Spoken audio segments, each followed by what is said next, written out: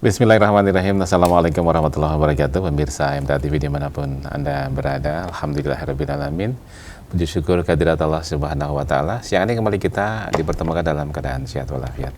Hingga pukul 14 kita akan gulirkan klinik kita, dan Sabtu siang ini kita akan bincang kesehatan terkait dengan kesehatan gigi kita. Bersama sudah siap Dokter Gigi Triwibowo. Assalamualaikum warahmatullahi wabarakatuh. Waalaikumsalam warahmatullahi wabarakatuh. Kabar bagaimana, dokter? Alhamdulillah sehat. Alhamdulillah sehat ya. Kita juga akan persilakan nanti pemirsa untuk bergabung bersama kami lewat telepon 02716793000 maupun SMS WA di 08112553000. Ya, Pak, siang hari ini kita akan bicara terkait dengan kelainan pada sendi. Sendi apa dan bagaimana kelainannya? Ya, mari kita simak lebih lanjut. Monggo, dokter, silakan. Yeah. Bismillahirrahmanirrahim. Assalamualaikum warahmatullahi wabarakatuh. Para pendengar, pemirsa sekalian yang kami hormati, alhamdulillah pada siang hari ini kita bisa ketemu lagi di forum klinik kita. Dan kali ini saya akan menyampaikan tentang kelainan pada sendi rahang, karena dokter gigi berarti sendinya sendi rahang, Mas ya. Ya. Pada sendi rahang ya. Sendi rahang atau yang ya dikenal dengan istilah temporomandibular joint atau kalau disingkat TMJ ya. Bukan STMJ tapi ya. TMJ ya. Itu sendi yang melekat pada rahang ya. Pada rahang dan ini apa namanya? Tengkorak ya. Sehingga nah ini saya gambarkan untuk mudahnya, sehingga rahang bawah ya, rahang bawah itu bisa bergerak kalau kita melakukan gerakan-gerakan terutama untuk ngunyah ya, untuk ngunyah. Karena apa? Karena sebetulnya yang bergerak kalau kita mengunyah itu hanya bawah, yang atas itu diem ya, yang atas diem, sehingga gerakan-gerakan ini diperlukan adanya persendian yang sehat ya, sehingga nanti bisa rahang itu bergerak dengan baik, dengan lancar, tidak ada hambatan apapun. Ya, sehingga nanti pada saat kita bicara, pada saat kita mengunyah, bahkan pada saat kita menguap, ya, itu gerakan-gerakan rahang bisa leluasa, bisa lancar dengan baik. Nah, itu sendi rahang. Sehingga kalau nanti terjadi gangguan pada sendi rahang itu, maka biasanya akan disertai atau diikuti dengan rasa sakit. Ya, sakit ringan bahkan sampai sakit yang cukup hebat. Nah, kali ini saya akan menyampaikan tentang kelainan-kelainan yang terjadi pada rahang ini ya. Dan pada dasarnya kelainan-kelainan itu merupakan kelainan-kelainan yang meliputi dari seluruh apa ya, jaringan-jaringan yang mendukung ya persendian di rahang itu ya. Mulai dari rahang itu sendiri, rahang bawah utamanya ya, kemudian tulang pipi ya, tulang pipi, kemudian otot-otot yang mendukung dan lain sebagainya, kompleks sekali di situ. Sehingga kalau ada kelainan di sana, entah itu yang melibatkan apapun, yang di sana nanti akan menimbulkan keluhan-keluhan mulai dari nyeri ringan sampai hebat, atau bahkan ada juga yang hampir tidak terasa apa-apa ya. Ini lah beberapa kelainan ya, itu biasanya pada awalnya nanti akan diawali dengan bunyi klik gitu.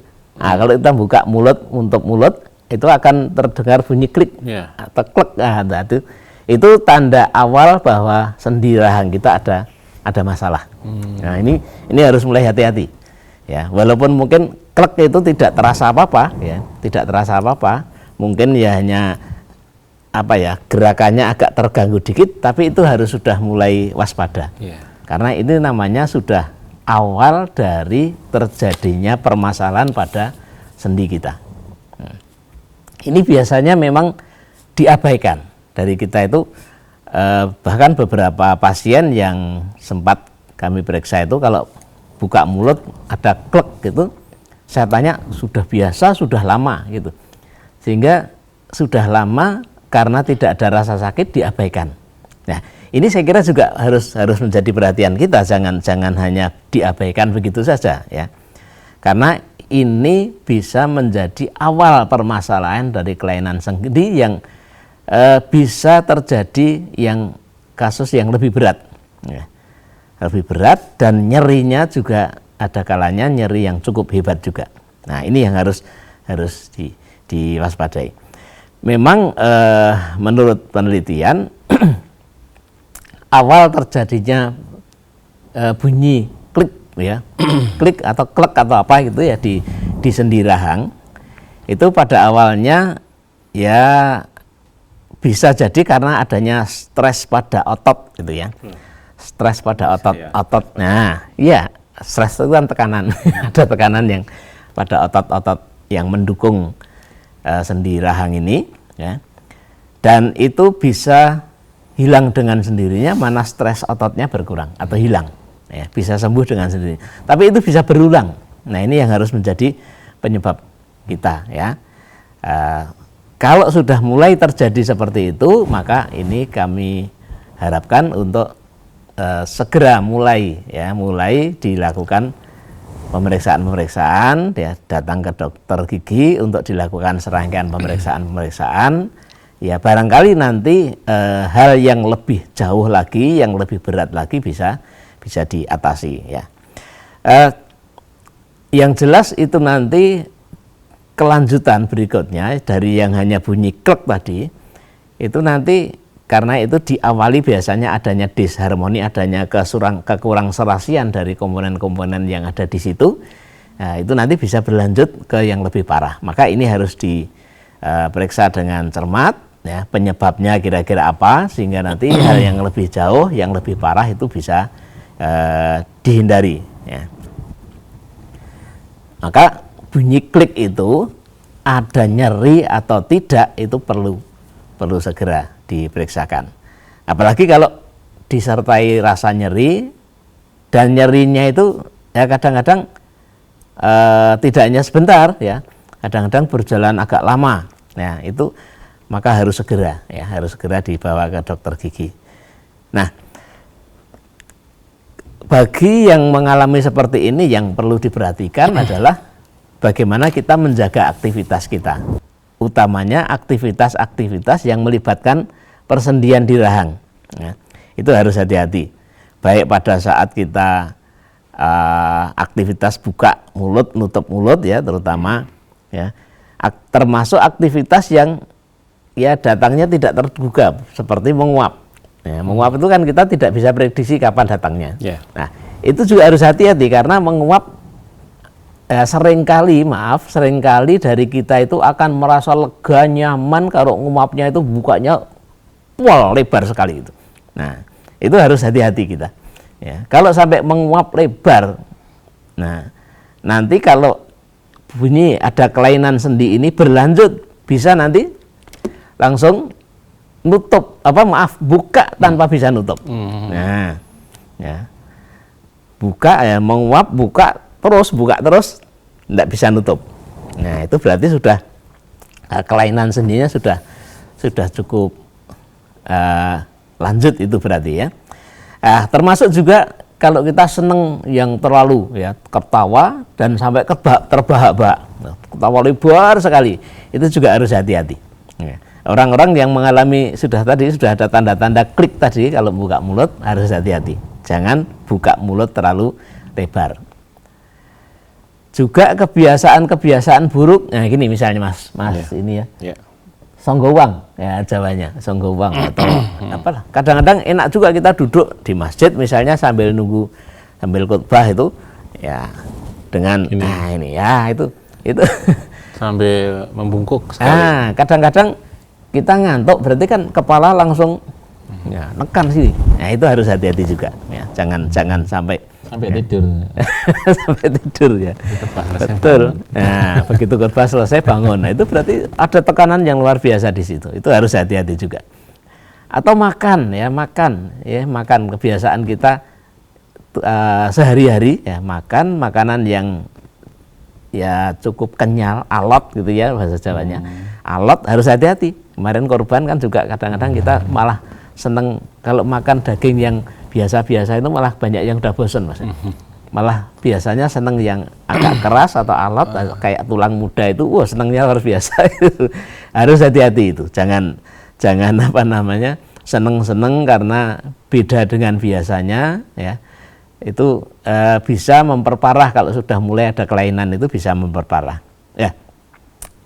Oleh karena itu maka kelainan-kelainan ini harus segera diperiksakan ya, harus segera diperiksakan ke dokter gigi ya.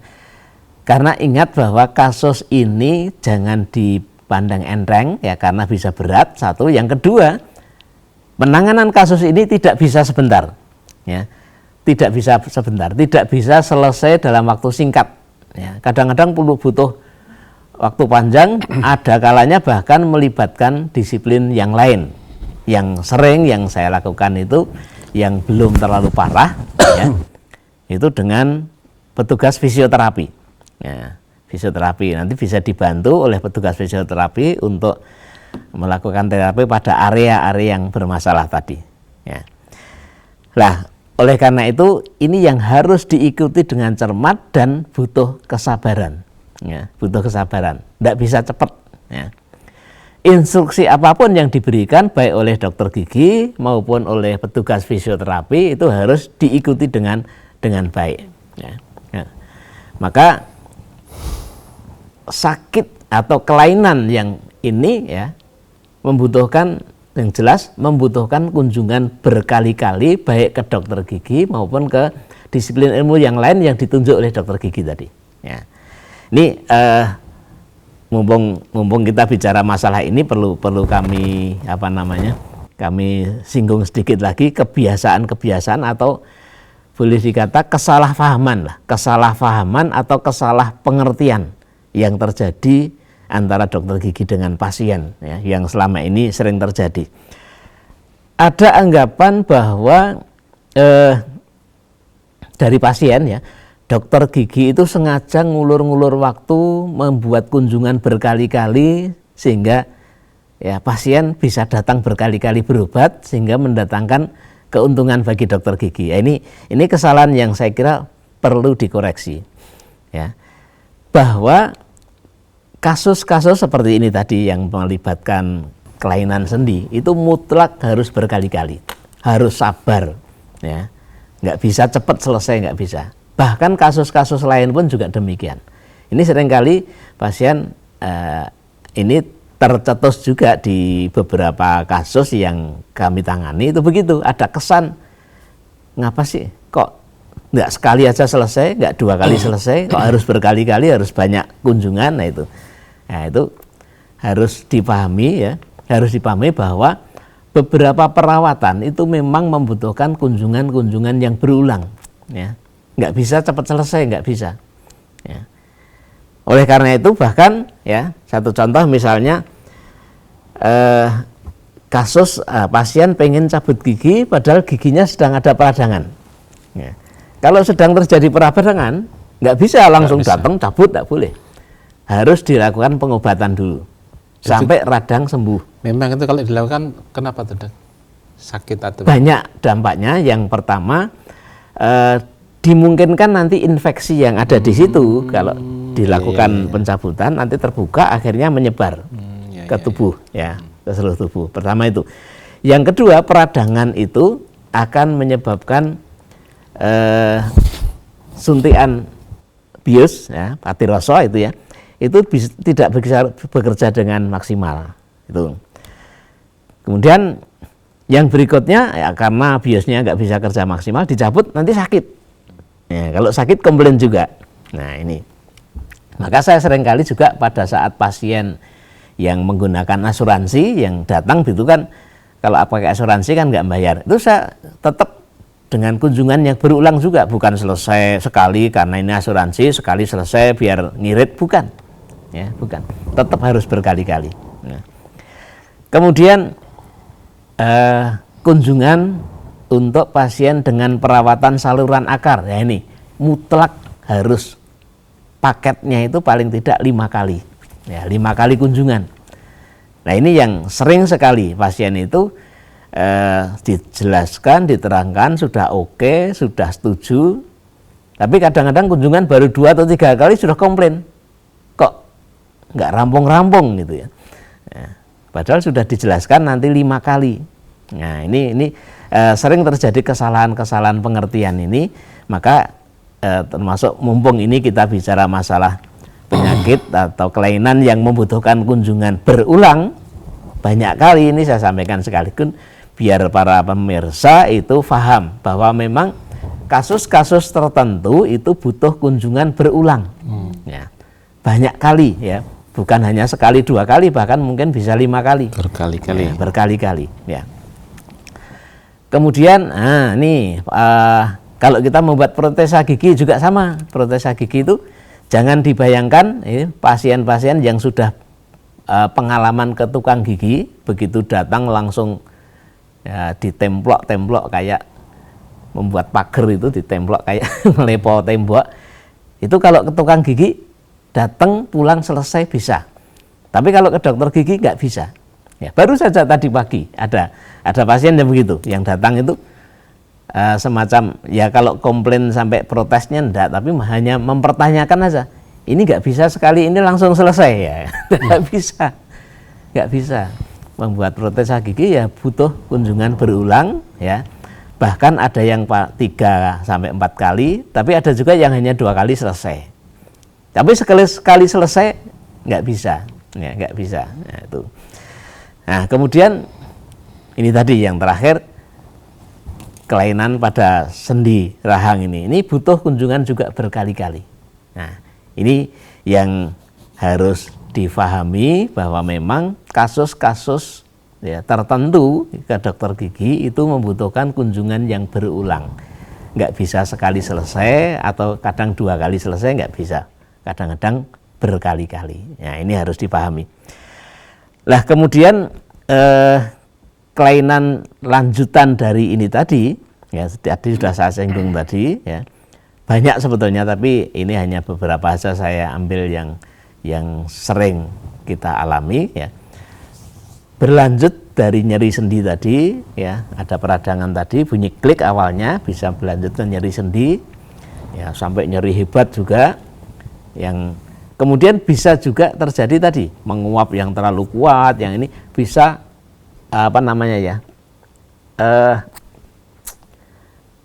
dislokasi ya istilahnya gitu. Dislokasi ada. Jadi mungkin bisa gambar barangkali ya di layar biar kita lebih jelas lagi. Atau nanti lebih jelasnya dokter kita jeda dulu. Oh gitu ya. Saya ini sekilas silakan. Iya. Ya ini. Yeah. Oh ya, itu sekilas ya. Nanti lebih detail kita lanjutkan di sesi kedua. Pak Dokter dan pemirsa, kita break dulu. Kita nantikan pertanyaan Anda nanti di line telepon 02716793000 ataupun SMS dan WA di 0811 2553000. Kita masih bicara tentang kelainan pada sendi rahang.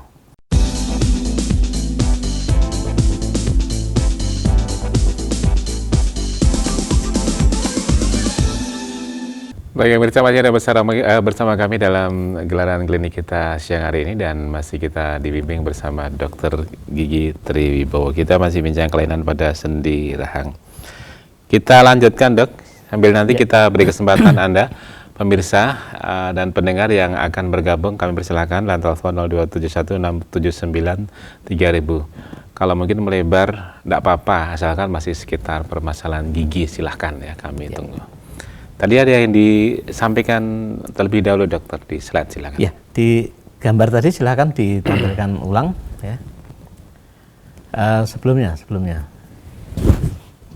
yang di awal dulu. Nah, ini yang di tanda panah itu bonggol, nanti bonggol sendinya yang melekat di tulang pipi ya. Ya, terus dilanjut.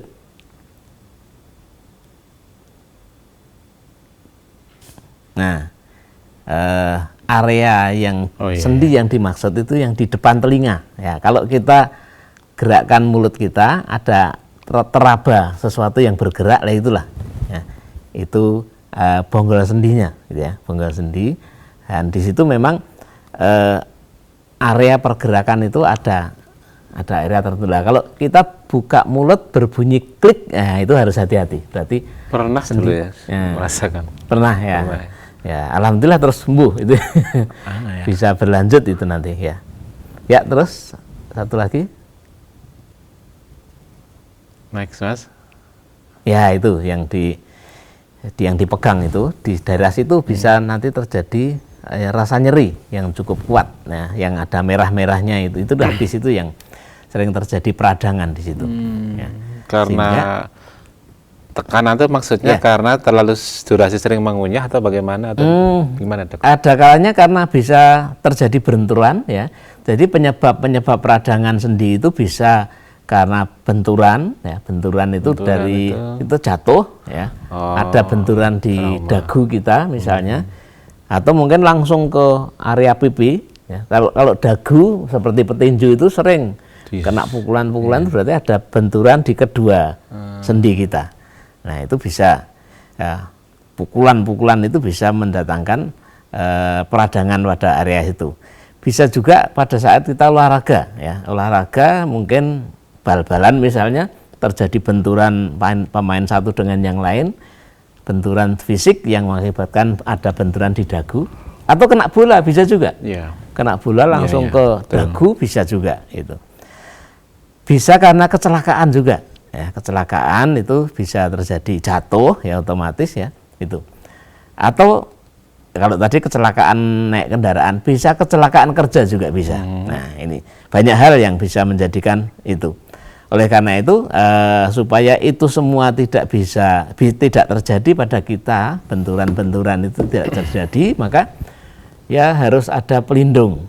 Ya, kalau petinju misalnya itu ada pelindung gigi, itu sebetulnya juga selain itu juga nanti bisa melindungi, walaupun tidak sepenuhnya melindungi sendi rahang, tapi paling tidak area gigi itu bisa terlindungi dengan cukup baik.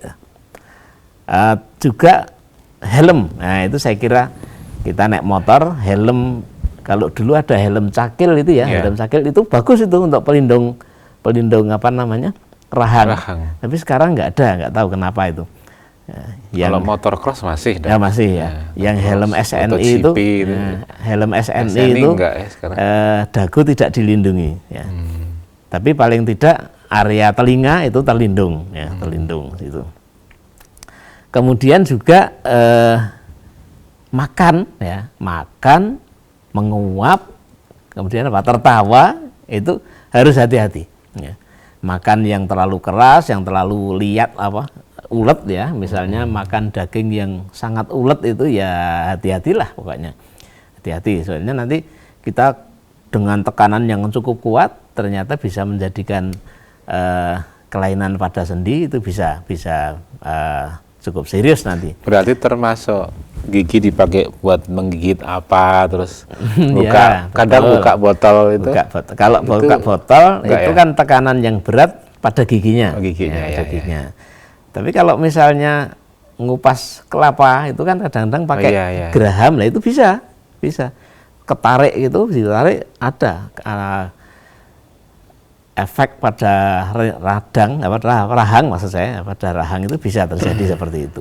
Ya. Buka mulut terlalu lebar, ketawa terbahak-bahak, misalnya ada sesuatu yang kita buka ketawanya terlalu lebar, ya. Pernah terjadi soalnya. Kalau yang pernah terjadi itu menguap terlalu lebar, nggak balik. Bisa nggak balik. Saya pernah ngalami teman mengalami seperti itu, dan waktu itu saya belum sadar kalau dia nggak bisa balik. Nah, nanti dilanjut, Dok. Kita terima dulu teleponnya di 02716793000. Assalamualaikum warahmatullahi wabarakatuh. Assalamualaikum warahmatullahi wabarakatuh. Waalaikumsalam warahmatullahi wabarakatuh. Ya, Ibu siapa di mana ini? Ibu Sri di Pacitan. Silakan, Ibu Sri, monggo. Ya, makasih Mas. Assalamualaikum warahmatullahi wabarakatuh, Dok. Waalaikumsalam warahmatullahi wabarakatuh. Mari, Bu Sri. Ya, terima kasih. Dok, ini yang saya tanyakan, gigi saya, gigi bam itu yang atas dari ujung itu nomor 2 itu kan tadinya udah goyang.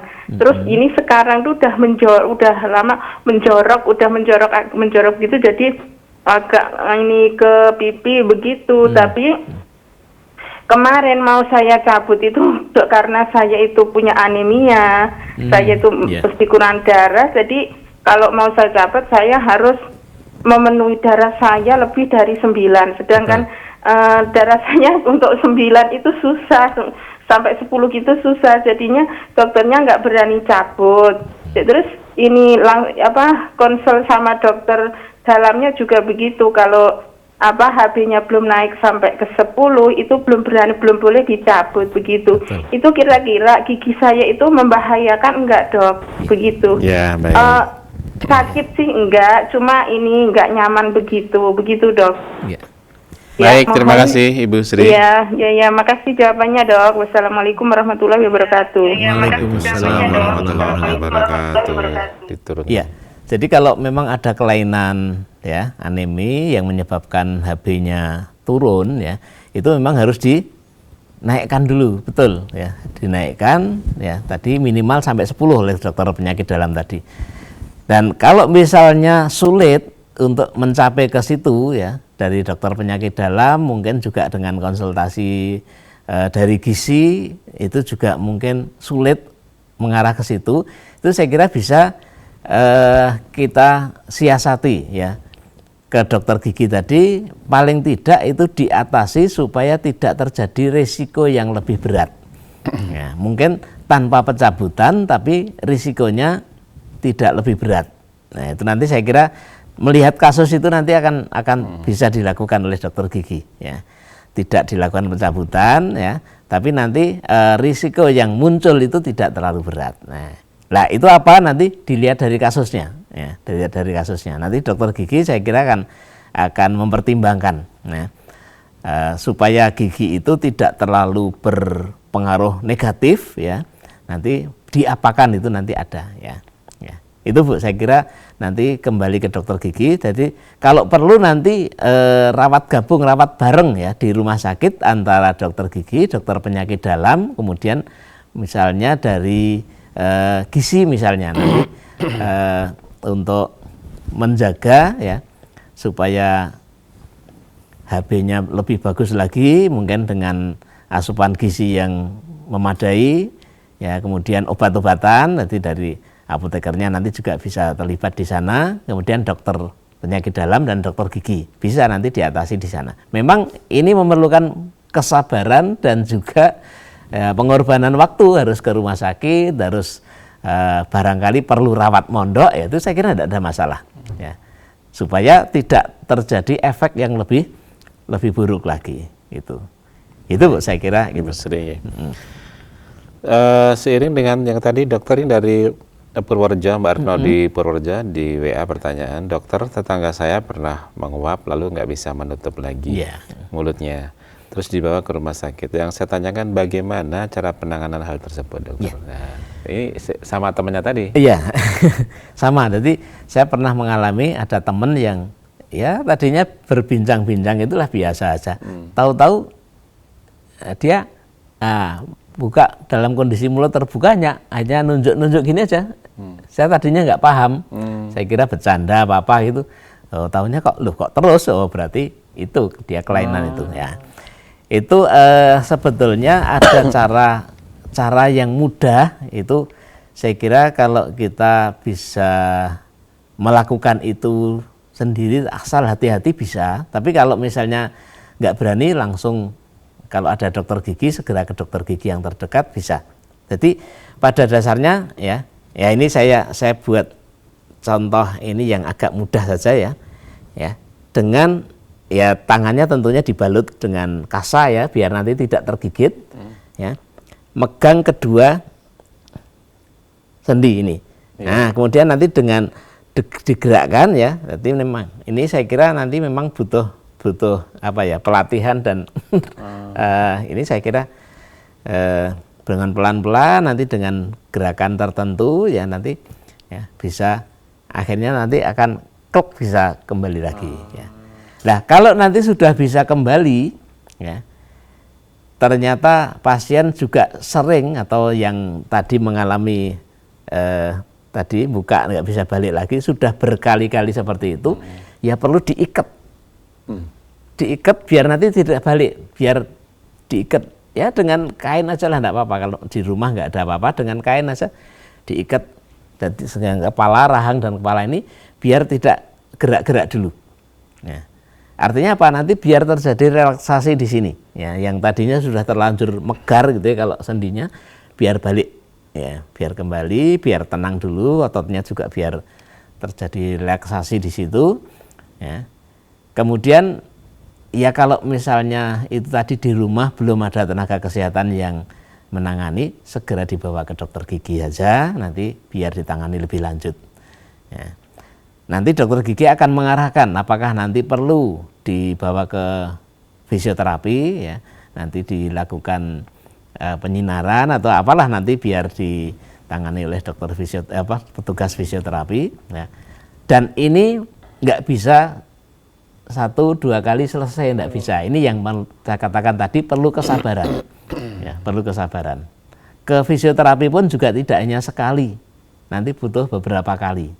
Ya, sehingga kita manut aja lah. Misalnya disuruh nanti dari fisioterapinya datang sekian kali lagi, sekian hari lagi datang, nanti dilakukan pemeriksaan ya di daerah itu, kemudian dilakukan tindakan apa oleh fisioterapi, ya kita ikuti aja sampai berapa kali. Kalau sudah dinyatakan selesai, ya silahkan. Nah, termasuk nanti diakhiri datang lagi ke dokter gigi kalau memang dokter gigi sudah menyatakan selesai, sudah cukup. Tapi kalau belum, jangan, daripada nanti berulang lagi ya lebih sakit lagi. Nah, itu maka ibu tadi juga perlu ditanya tadi yang mengalami itu sudah berapa kali. Kalau sudah berkali-kali ini harus waspada ini ya, karena nanti kalau sudah terjadi kesulitan dalam menangani itu, mau tidak mau harus dengan tindakan yang cukup serius, itu dengan operasi. Nanti sudah dokter bedah nanti yang ini. Itu karena bukanya over atau bagaimana itu? Sehingga... Ya, jadi kan tadi gambar tadi kan lihat ada bonggol sendi itu di sini dengan bergerak itu kan ini bergerak gini. Nah, kalau ini rumah sendinya ini sudah apa ya bahasanya apa ya? Sudah otak gitu. Itu nanti apalagi sudah longgar, sudah kalau sudah longgar sudah berarti memang harus diatasi dengan ini ya, oleh dokter bedah nanti dengan operasi gitu. Maka sebelum lanjut, sebelum terjadi lebih parah, itu lebih baik ini diatasi ya dengan dokter gigi, kemudian petugas fisioterapi, ya itu nanti bisa diatasi dengan baik ya. Berapa kali, tidak usah dihitung berapa kali kunjungan, kok nggak selesai, tidak usah dihitung itu ya. Ini supaya nanti sembuh dan tidak kambuh, harapannya kan gitu ya. Gitu. Baik. Ya dokter, nggak terasa ini kita di penghujung perjumpaan dokter. Mungkin sebagai pelengkap atau penegasan atau apa, silakan closing statementnya. Ya, jadi para pendengar pemirsa sekalian, kelainan ini memang kelainan yang saya kira cukup menjemukan atau menjengkelkan bahkan ya.